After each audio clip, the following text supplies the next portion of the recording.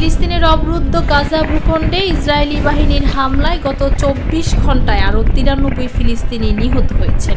আহত হয়েছেন 2.5 শতাধিকের বেশি মানুষ। এর ফলে গাজা উপত্যকায় নিহতের মোট সংখ্যা 53,655 ছাড়িয়ে গেছে। বৃহস্পতিবার এই তথ্য জানিয়েছে সংবাদ মাধ্যম আল জাজিরা।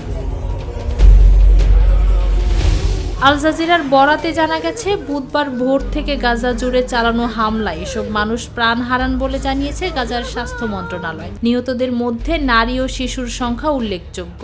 একই দিনে অধিকৃত পশ্চিম তীরের জেনিন শরণার্থী শিবিরে পরিদর্শনে যাওয়া বিদেশি কূটনীতিকদের লক্ষ্য করে গুলি ছোড়ে ইসরায়েলি বাহিনী। এ ঘটনায় আন্তর্জাতিক মহলে তীব্র নিন্দা দেখা দিয়েছে। উল্লেখ্য, চলতি বছরের জানুয়ারিতে হামাস ও ইসরায়েলের মধ্যে একটি আংশিক যুদ্ধবিরতি চুক্তি কার্যকর হলেও মার্চে সেটি ভেঙে ইসরায়েল আবারও পূর্ণমাত্রায় গাজায় হামলা শুরু করে। সাম্প্রতিক সপ্তাহগুলোতে স্থল অভিযান জোরদার করার পাশাপাশি বোমা হামলার মাত্রাও বেড়েছে। মানবিক বিপর্যয়ের মুখে থাকা গাজা ভূখণ্ডে এই সহিংসতা অব্যাহত থাকলে পরিস্থিতি আরও সংকটময় হয়ে উঠবে বলে আশঙ্কা করছে জাতিসংঘ সহ আন্তর্জাতিক সংস্থাগুলো।